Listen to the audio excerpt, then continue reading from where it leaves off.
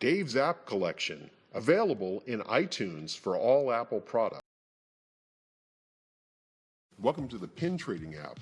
While this app was specifically designed with Disney pin trading in mind, you could certainly use it for other types of pin trading. The idea here is to be able to store all of the pins that you have in your collection. The second app I want to talk about is my pin trading app, and you can collect pins. You can put pins as your favorites and save them so you can go and find them later. Take pictures of all your pins and carry it with you on your iDevice, so that way you can share it with people online, or you can just carry it with you and then say, hey, which pin do I have, as you go and trade. So it's a great app for pin trading around the parks. And of course it's universal, you can use it in any park around the world. So we'll select the pin trading app. It's the same app for both iPads and iPhones. The first thing you want to do is start adding pins to your collection. You click on Add to My Collection, you take pictures of each of the pins that you want to have, you select a category for it and put a description so that you can find it. The database is entirely searchable, it's stored on your device, so that you can go back and look for the particular pins that you've added to your device.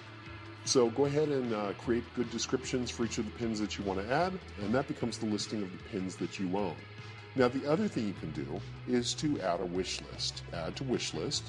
Go ahead and select the category and put a description that goes along with it. You can take a picture from the web and just copy the URL. I'm going to go ahead and put it there, and that added a pin to my collection.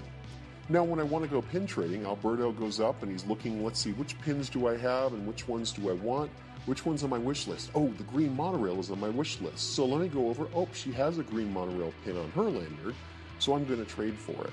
And I'm going to trade whatever pin I have that I want to trade, and I'll get the pin I want, and I'll be able to have the pin that I'm looking for.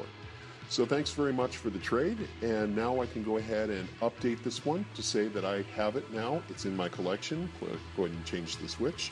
Click Update, and now it's among my collection. So I can go back in and look at all my pins, and you see the pins that I do own, like this one and several of the monorail pins I took pictures of.